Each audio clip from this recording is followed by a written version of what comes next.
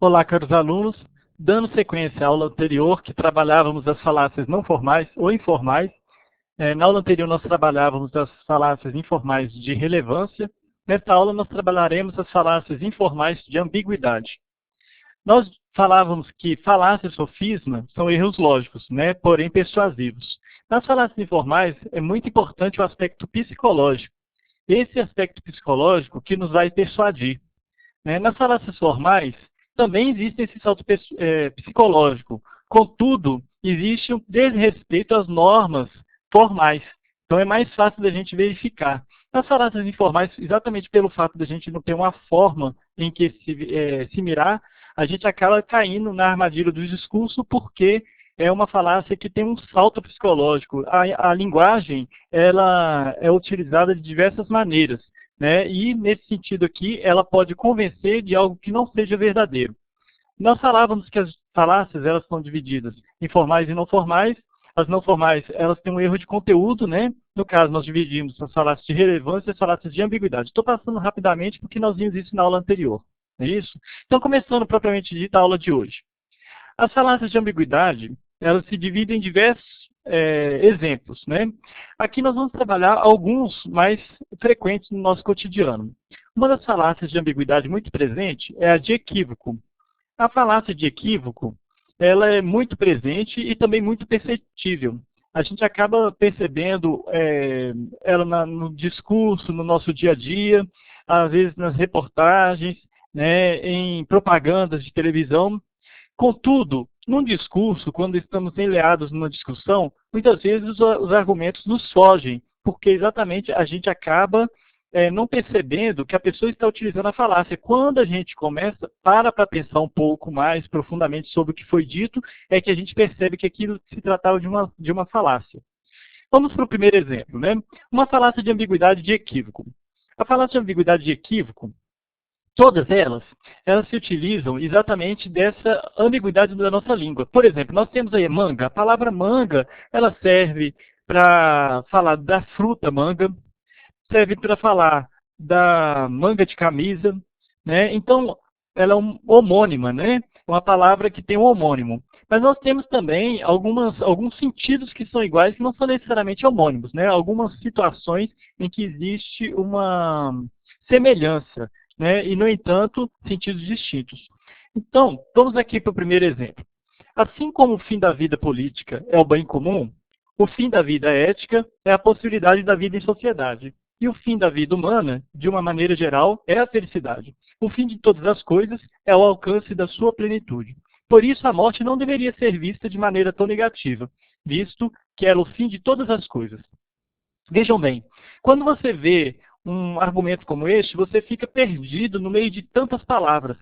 Em geral, as pessoas que querem convencer de alguma maneira, elas se utilizam de diversas palavras exatamente para que a gente fique enleiado em muitos argumentos e não preste atenção no erro lógico persistente.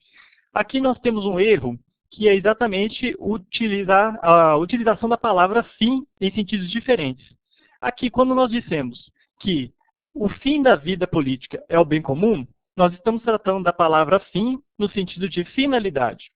O fim da ética é a possibilidade da vida em sociedade. Nós também estamos falando do sentido de finalidade. Eu construí essa afirmação aqui exatamente para vocês vão entender, para corroborar com outro exemplo que eu vou dar. Né? E o fim de todas as coisas é o alcance da sua plenitude, ou seja, quando as coisas alcançam sua plenitude, essa é a finalidade toda de qualquer coisa, não é isso? Aí você vai falar, por isso a morte não deveria ser vista de maneira tão negativa, visto que ela é o fim de todas as coisas. Só que fim aqui é fim de que sentido?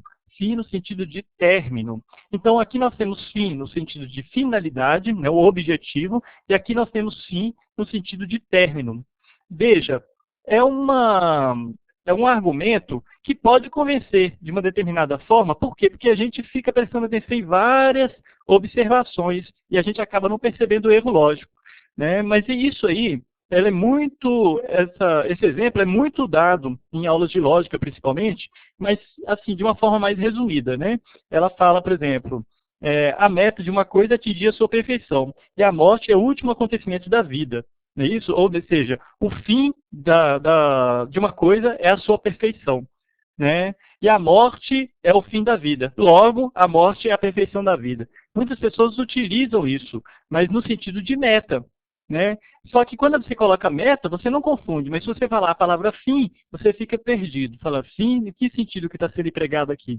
Então, para fugir dessa falácia de ambiguidade de equívoco, você principalmente tem que definir o alcance dos sentidos das palavras que estão expressas, né? Um outro exemplo, errar é humano. Então, não podemos considerar desumano o massacre cometido contra os judeus, visto que foram reconhecidamente erros cometidos durante a Segunda Guerra Mundial. Vejam bem, nós estamos falando errar é humano, então não podemos considerar desumano o massacre. Olha, qualquer um verifique nessa afirmação que há um erro, mas muitas vezes não é perceptível. Qual que é o erro dessa frase? Olha, errar é humano e desumano. Em primeiro lugar, quando você fala de errar, né, que errar é humano, e você fala que uma coisa é desumana, você não está necessariamente dizendo que desumano é o contrário de humano. Explico melhor. Desumano é o contrário de quê, gente? Porque quando a gente fala que é humano, nós estamos dizendo que é relacionado à natureza humana. Contudo, quando a gente fala que uma coisa é desumana, nós não estamos dizendo que não faz parte da natureza humana. Nós estamos dizendo que uma coisa é cruel. Então, quer dizer, quando você fala de uma coisa que é desumana, você está se opondo talvez a um sentido de humanidade que se refere à benevolência, por exemplo, e não no sentido de natureza humana. Então, há uma distinção entre o moral e o biológico aqui, né? Então, podemos dizer, errar é humano, então não podemos considerar desumano o massacre cometido. Podemos sim, porque nós estamos considerando desumano, não porque não faça parte da natureza humana, mas porque desumano aqui está sendo tomado em outro sentido, né? Uma coisa que é cruel, né? Uma coisa que deveria fugir à natureza humana, mas não foge, né? Que está inserida na natureza humana. A crueldade ela está inserida na natureza humana. Então não há contradição entre a desumanidade e o fato de que errar seja humano. Isso também serve para exemplificar aquela frase que a gente vê muito em alguns calendários, né? Ah, errar é humano, mas o maior homem do mundo não errou. Mesmo caso, gente. Olha, errar é humano, beleza. Maior homem do mundo não errou. Ué, será que ele não era humano? Será que ele não fazia parte da natureza dele, o erro? O que é isso, afinal de contas?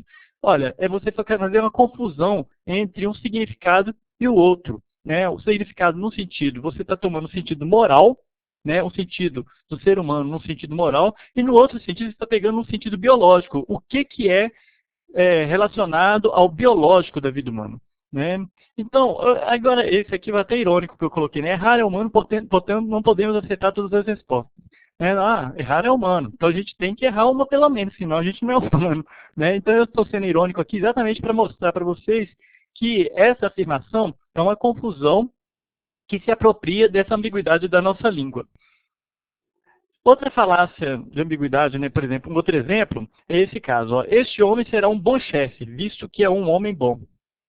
Vejam bem, a palavra bom aqui, ela tem um significado circunscrito num determinado momento e em outro sentido, em outro determinado momento.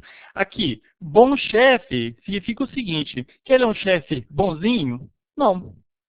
Ele o bom chefe é aquela pessoa que é competente, né, naquilo que faz. Isso, assim como um bom empregado é competente naquilo que faz. Agora, uma pessoa boa é uma pessoa o quê? Uma pessoa benevolente, uma pessoa que ela tem características virtuosas assim, em relação ao bem, né? Não necessariamente em relação à atividade que ela vai desempenhar naquele local. Então aqui o bom relacionado ao talento que a pessoa tem em relação a uma determinada atividade. Aqui, o bom tem a ver um pouco mais com a virtude, uma virtude que tem que estar inerente a todas as pessoas. Né? Então, vejam que isso aqui é uma outra confusão que existe quando você traz a palavra bom aqui e a palavra bom aqui. Então, outras palavras muito presentes, por exemplo, a palavra pena. Você virar e falar, está na lei que... imagina uma situação hilária, né? Um advogado fala assim, ó, está na lei que todo criminoso merece pena. Aí, então vocês têm que ter pena desse criminoso aqui, porque ele cometeu um crime e tal, não sei o que. Quer dizer, você está utilizando a palavra pena em dois sentidos. Uma, quando você fala que o criminoso merece pena, mas não é pena no sentido de compaixão, e sim pena no sentido de penalidade. Não é isso? Então, quer dizer, uma pessoa poderia, numa situação hilária dessa, se utilizar disso no discurso ali. Lógico que a gente falando assim isoladamente fica fácil perceber, mas quando você está ali num discurso, você às vezes não percebe como é que a pessoa está te levando numa falácia totalmente equivocada, né? Falácia equivocada até pleonasmo, né? Outra, outro exemplo, razão. Né? Eu não sei se foi na internet ou em que lugar, alguém me falou assim, é que eu vi alguém alguém num vídeo de internet, a pessoa falando, devemos dar razão, devemos dar às pessoas aquilo que elas não têm. Então, por isso, não precisamos dar razão a quem já tem razão. Olha para você que confusão. Quando você fala assim, quem já tem razão não precisa de razão, por isso nós não damos razão. Mas a expressão dar razão, ela tem um sentido mais amplo. Quando você fala que está dando razão, não é porque você está fornecendo razão à pessoa, mas sim que você está corroborando que ela está com a razão, ou seja, que ela está correta naquilo que ela está falando, né, que ela está emitindo o juízo correto, etc. Por isso você está dando a razão, não que você está fornecendo a razão, mas você está corroborando com a razão que ela tem. Agora, quando você fala que está dando a razão, desse outro sentido que ela está falando, é como se você estivesse dando uma coisa, né? Você não tem, por exemplo, você não tem uma bicicleta, eu vou te dar uma bicicleta. E aqui a razão não é nesse sentido. Você está dando razão no sentido que você está corroborando. Ou seja, você pode cair nessa armadilha em determinadas circunstâncias. Lógico que esse caso é cômico, né? Outro caso aqui, no exemplo 4, você me disse que essa casa ficava em um pequeno bairro. Contudo, ela fica em um bairro com mais de 5 mil moradores. Aí a pessoa responde, mas é o menor bairro da cidade. Vejam bem, a palavra pequeno ou grande, né, são palavras relativas. Né? Então, isso aqui é um exemplo até do nosso cotidiano. A pessoa está querendo comprar uma casa. Né? Ela fala, eu quero uma casa num bairro pequeno. Pois é, mas o que é o bairro pequeno de uma grande cidade? Às vezes o bairro pequeno de uma grande cidade é do tamanho de uma cidade do interior. Né? Então, pequeno é relativo. Por exemplo, um filhote de elefante, ele é grande. Não é isso? Porque o pequeno é relativo. A pulga é o bicho que pula mais alto no mundo. Mas ela pula só 1,5 m, 2 metros. Não, pois é, mas em proporção ao tamanho dela, ela pula 300 vezes o tamanho dela. Imagine você com 2 metros de altura ou 1,5 m de altura, você pular 300 vezes o seu tamanho. Então, proporcionalmente, ela é o inseto, né, o bicho que pula mais alto no mundo. Então, quer dizer, o pequeno e grande são palavras também que têm uma definição própria na determinada circunstância. Né? Então, essa também é uma falácia de equívoco, né, utilizada no dia a dia, quando as pessoas pegam um termo e empregam em diferentes contextos. Não é isso? Outro exemplo é esse aqui. Esse funcionário deve ser demitido. A palavra deve, ela pode ter dois sentidos. Você vira, isso aí é tal funcionário, é tal pessoa, aí eu acho que ele deve ser demitido. Mas como assim? Você agora faz parte da chefia? Não, deve que eu estou dizendo que eu acho que ele vai ser deve no sentido de pode ser demitido, pode acontecer dele ser demitido, entendeu? Então, quer dizer, o funcionário deve ser demitido, não é necessariamente que ele tem, que necessariamente ele será demitido. Pode ser que ele tenha a possibilidade de ser demitido. Olha, você vê que praticamente é uma coisa oposta à outra, dever e poder. Então, a palavra deve também é empregada em diversos sentidos. Esses exemplos, gente, são exemplos do nosso dia a dia que a gente percebe, mas só quando a gente começa a analisar frase por frase. Né? Se a gente pegar, às vezes, um texto jornalístico, né? Se você pega uma redação ou um texto, ou você assiste um jornal na televisão, né? Porque no seu momento de distração você não está prestando atenção nesses detalhes. Mas quando você vai isolar as falas, você fala, mas isso aqui é uma falácia. Né? E aí você consegue, inclusive, identificar essa falácia do equívoco. Volto a falar. Não é necessário a gente guardar qual é o tipo de falácia que está sendo empregada em determinada situação. O importante é que a gente compreenda que é uma falácia exatamente para não cair nessa armadilha. Outra falácia muito presente é a falácia de anfibiologia. Né? Essa falácia de anfibiologia, ela se utiliza não só dessas palavras que são iguais, que têm diversos sentidos, mas também da construção gramatical. né? Dependendo do jeito que a gente constrói uma frase, ela pode ter diversas interpretações.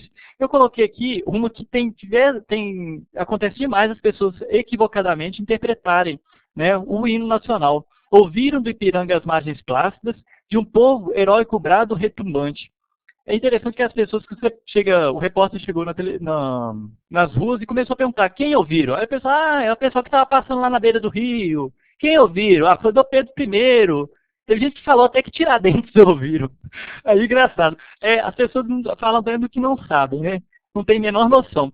E essa construção é uma construção que acaba confundindo um pouco, né? Por causa da anástrofe, né? Que ela faz uma inversão, né? Porque o que é essa anástrofe? É uma figura de sintaxe, assim como hipérbato e sínquise, né?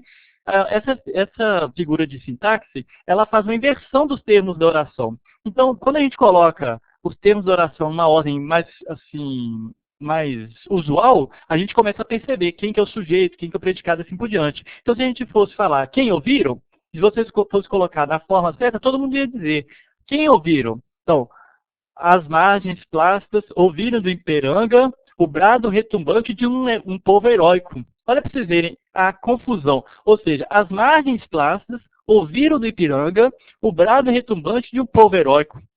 Ou seja, ou então você pode falar, o brado retumbante de um povo heróico foi ouvido pelas margens plácidas no Ipiranga. Então você tem diversas construções que poderiam ser até mais claras, né? Mas a poesia ela se utiliza muito disso, né? Não para complicar, mas para dar um feitio mais belo, né, para a construção gramatical. Mas essa construção, por vezes, pode trazer confusão também, né?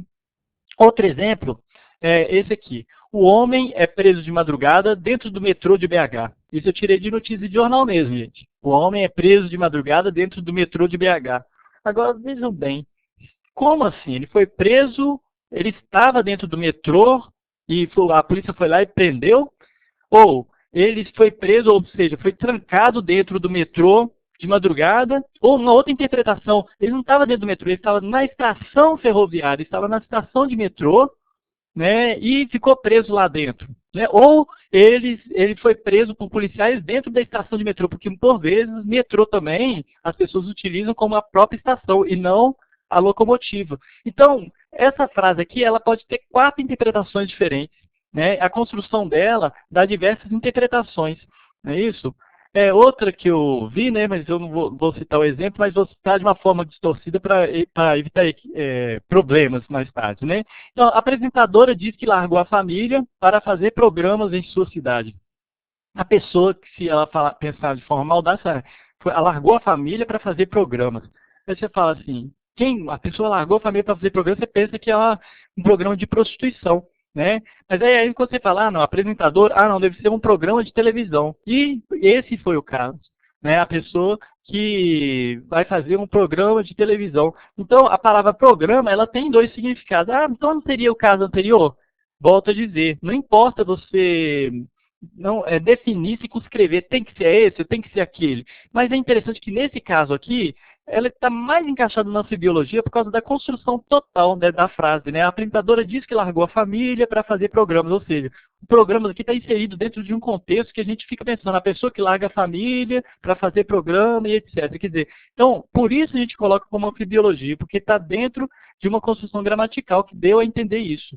Né? Outro caso, policial surpreendeu um morador de rua utilizando uma faca de cozinha. De novo, notícias aí desses jornais que a gente compra por 25 centavos na rua, né? O policial surpreendeu um morador de rua utilizando uma faca de cozinha. Aí você pensa, como assim o morador de rua estava utilizando a faca de cozinha, o policial foi lá e prendeu ele porque estava cortando alguma coisa, o que foi que aconteceu? Aí você vai ver, não, o morador de rua estava cometendo um furto, o policial não estava com a arma na hora, mas tinha uma faca de cozinha, que ele tinha acabado de comprar, foi lá e abordou o morador de rua com a faca de cozinha. Então vejam bem, tem 2 interpretações. A faca de cozinha estava com quem? Com o morador de rua ou com o policial? Então vejam que são até situações engraçadas, né, quando a gente vai pensar nelas, né, de uma forma mais como que, de uma forma mais deleitosa, né? Você começa a pensar, assim, né, esse jornal ele está cometendo aqui uma falácia de ambiguidade, né? Uma anfibiologia. Isso acontece demais quando a gente vai pegar esses jornalzinhos que a gente compra na rua, né? Notícias, inclusive falácias que são colocadas propositalmente para poder a gente equivocadamente comprar o jornal. Né? A gente vê a notícia e fala, nossa, que bomba! Aí você vai olhar, não tem nada a ver. Aquela notícia foi colocada daquela forma exatamente para chamar a atenção. Imagina a situação anterior. Você pega um jornal, a apresentadora de televisão largou a família para fazer programa. Aí tudo, nó! Aí você vai lá e compra o jornal e você fala, ah, ela largou a família, está contando a história dela de quando ela largou a família e foi fazer o programa porque né, ela tinha que ir para outra cidade, etc. Não, por aí você vê que a notícia midiática, ela acaba sendo tendenciosa e ela se utiliza dessas falácias. Às vezes nem sempre são falácias assim, no intuito de enganar, né? No intuito assim, de enganar. Mas a maior parte das vezes nesse caso da mídia, porque ela quer provocar na gente um sentimento que nos faça comprar o jornal. Né? Um outro caso interessante. Otávio discute com Lourdes sobre sua candidatura. Isso aqui eram outros dois personagens que estavam discutindo sobre candidatura, né? E eu mudei os nomes propositalmente. Né? Então, pensam bem. Otávio discute com Lourdes sobre sua candidatura. Quem é que está candidatando? Otávio ou a Lourdes? Né? A candidatura de quem? Não é isso? Então você fica naquela dificuldade de compreender. Né? Otávio discute com Lourdes sobre sua candidatura. E vamos supor que é briga de partido. Fala assim, o partido está querendo que um candidato e que o outro. Aí você fica, quando você vê uma notícia dessa, você fica sem saber. E detalhe, se você é a favor de que Otávio seja candidato, você vai comprar o jornal para ver, será que ele vai ser candidato? Se você é a favor que a Lourdes seja candidata, você vai comprar o jornal, porque a Lourdes, ela pode ser candidata. Aí depois você vai olhar exatamente o contrário daquilo que você pensou. Né? Ladrões de ternos assaltam o shopping em São Paulo. Isso aqui eu peguei na internet, não sei se é verdade essa notícia, né? Mas também é um caso de anfibiologia, porque é uma construção gramatical que deu a entender que deu dois sentidos. Né? Ladrões de ternos que assaltam um shopping. O ladrão é que estava de terno, ou os ladrões eles roubam ternos. Né? Também uma notícia ambígua, né? De anfibiologia. Passando para o terceiro tipo de falácia de ambiguidade, a ênfase. A ênfase nem sempre é uma falácia é uma falácia. Né? A ênfase ela pode muito bem ser um tipo de argumento que as pessoas colocam para poder chamar a atenção de uma forma mais forte. Por exemplo, a pessoa coloca em negrito uma determinada palavra para chamar a atenção. Né? A falácia, ela consiste exatamente quando aquilo ali que foi colocado é para dar uma interpretação errônea. Aí sim é uma falácia. Mas quando aquilo ali que foi colocado deu uma interpretação correta, então já não é uma falácia mais, né? É simplesmente uma ênfase no sentido só de chamar atenção para aquilo. Né? Vamos pensar em alguns casos. Direito.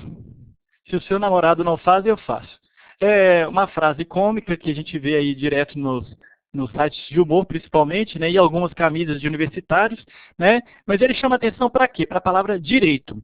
Direito aqui, a gente pode pensar no curso de direito, ou pode pensar em fazer alguma coisa da forma certa. Né? Essa frase, ela pode ser uma anfibiologia? Pode, porque é uma construção gramatical que dá uma interpretação diferente. Pode ser também uma falácia de equívoco? Pode, porque direito aqui tem dois sentidos. Né? Mas aqui, pelo fato de eu ter colocado esse direito em caixa alta, ele é uma falácia de ênfase por isso. Por quê? Você está colocando em caixa alta para chamar atenção para uma coisa, né? Para dar a entender outra. Subliminarmente você está querendo dizer outra coisa. Né? Por isso que é uma falácia. Lógico que esse caso aqui é um caso de anedótico, né? Mas a gente tem casos reais que as pessoas fazem isso. Né? Hoje não estão presentes políticos corruptos no Congresso. Imagina essa cena. Uma pessoa sobe no palanque no Congresso e fala, hoje não estão presentes políticos corruptos no Congresso. Aí você pensa, por que os políticos corruptos faltaram àquela sessão?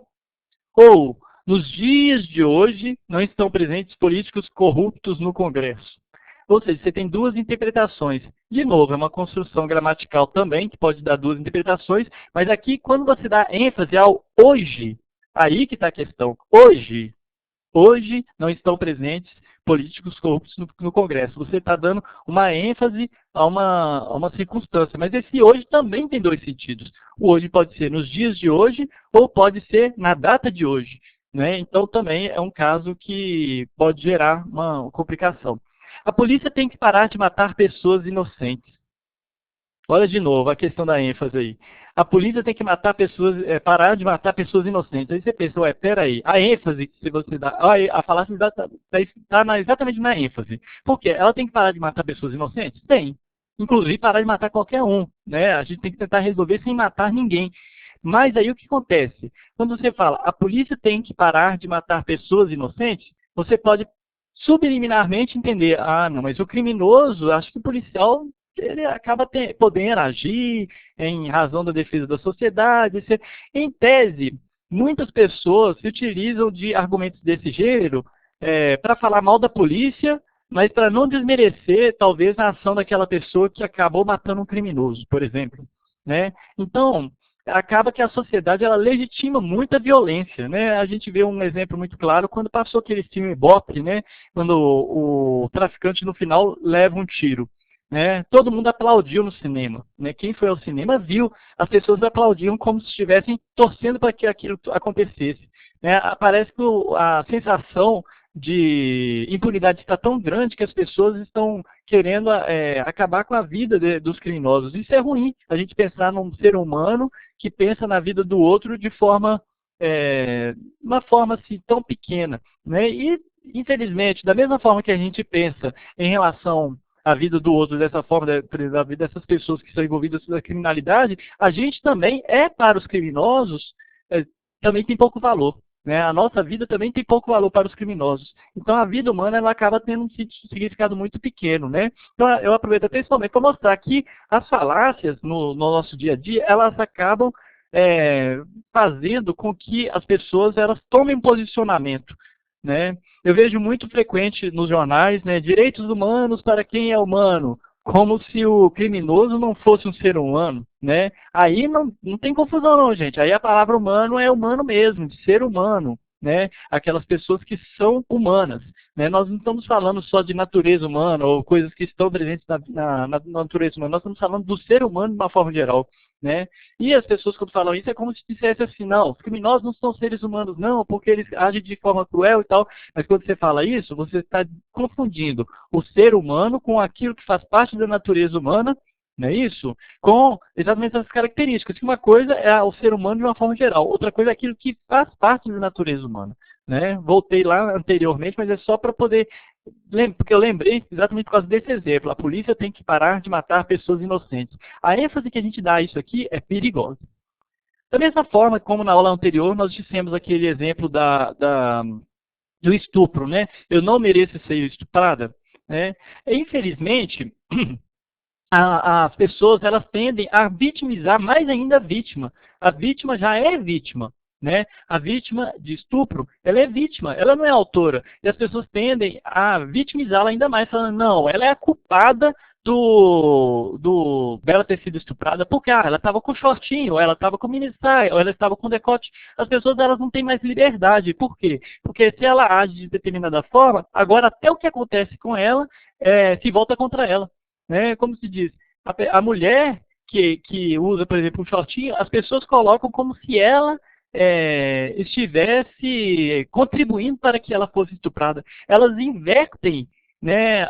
Elas invertem exatamente o erro. Por quê? Essa inversão de valor é muito grande, porque a gente sabe que quem é o culpado é o estuprador. Né? O erro está no estuprador. A gente tem que acabar com o estuprador. Não, o que acontece? As pessoas elas pegam a culpa e transferem para a vítima.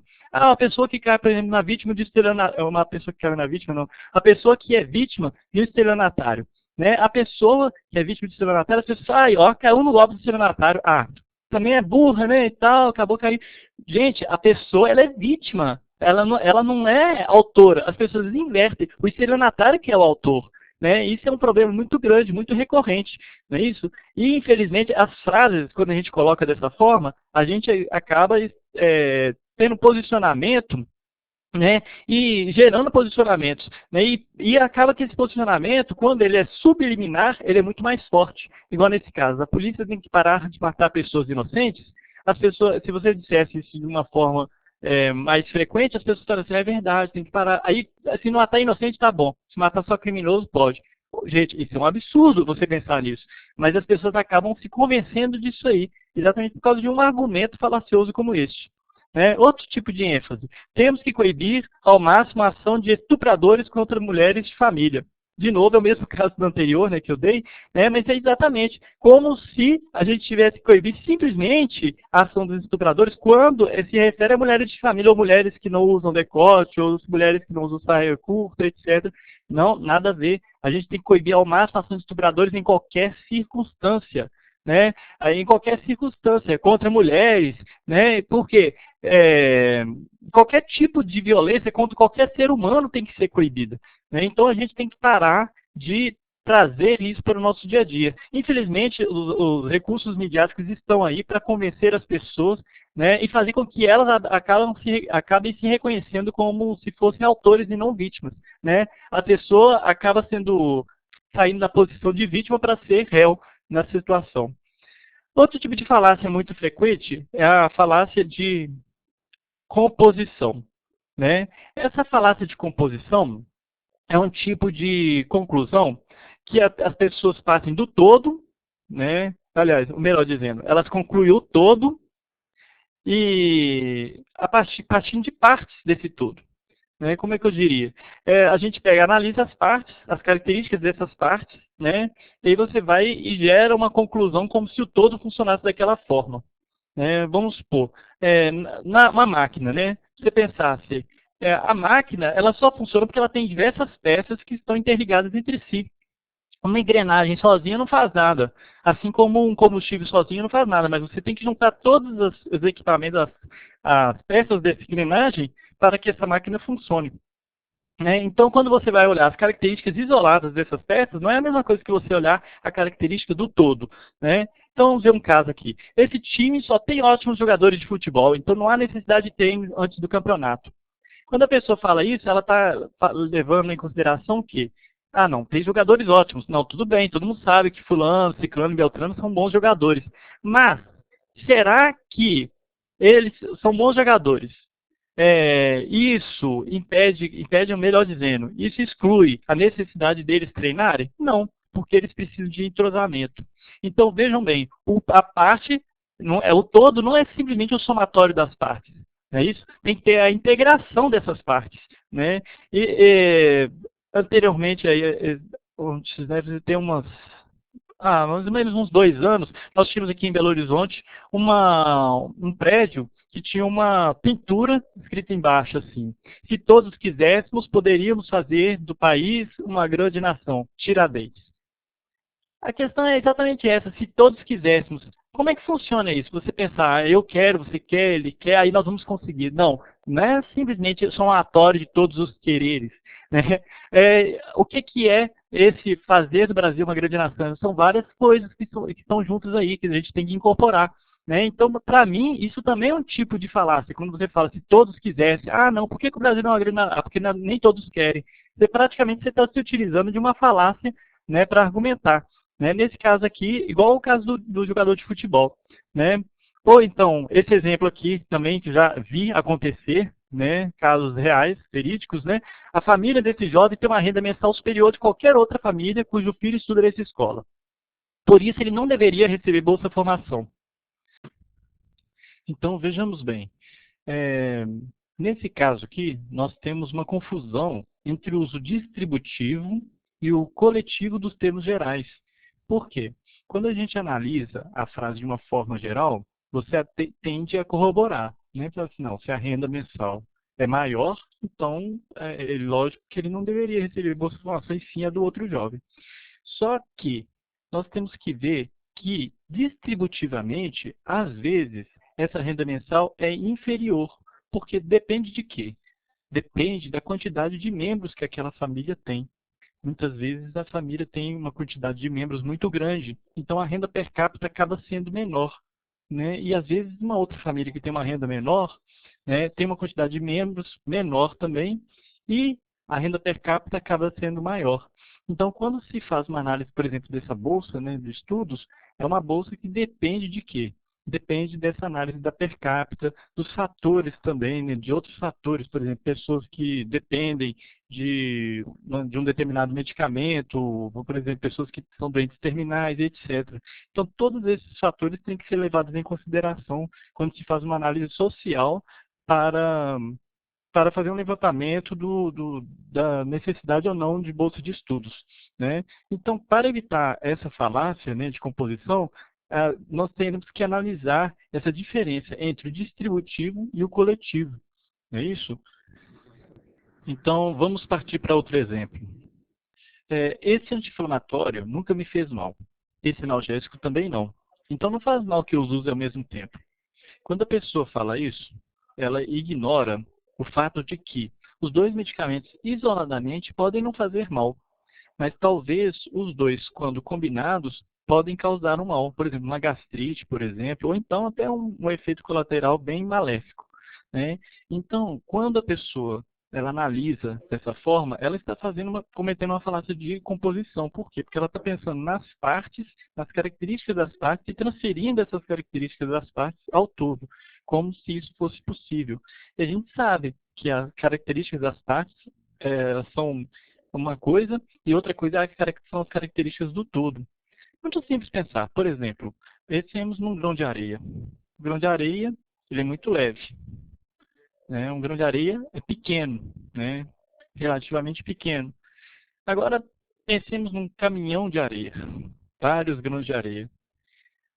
Um caminhão de areia não é pequeno, né? O volume é grande e o peso é maior também. Ah, pessoal, mas isso é óbvio. Pois é, mas por que então não é óbvio, não são óbvias essas outras afirmações, né?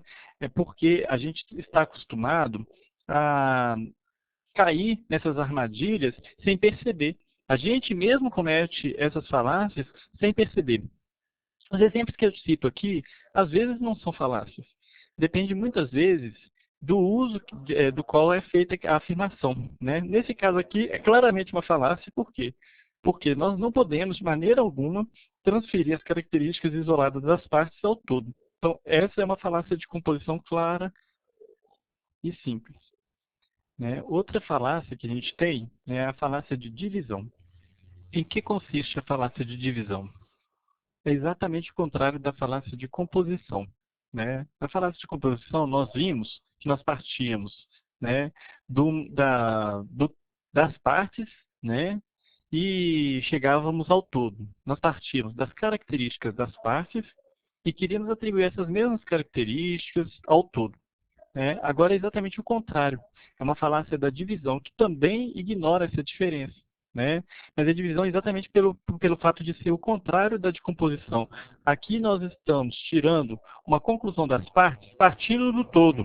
Ou seja, nós pegamos características do todo, né, e transportamos essas características às partes, né? E nós ignoramos as características que são peculiares às partes, né? Por exemplo, esse jogador atuou na seleção brasileira, que foi pentacampeão do mundo. Então ele será uma ótima contratação para o time. Vejam bem, o fato da seleção brasileira ter tido um bom entrosamento, o fato da seleção brasileira ter ganho o pentacampeonato mundial, não significa necessariamente que todos os jogadores que estavam compondo a equipe eram ótimos jogadores. Não é isso? O exemplo aqui é exatamente o contrário do exemplo anterior.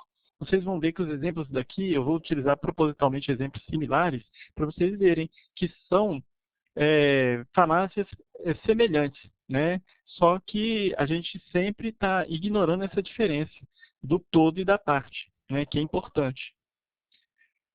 Esse jovem recebe R$ 1.300 por mês, por isso ele não deveria receber Bolsa Formação. Lembra do exemplo anterior? Aqui já é o contrário, né? Eu estou falando, olha, ele recebe R$ 1.300 por mês, então não deveria receber Bolsa Formação.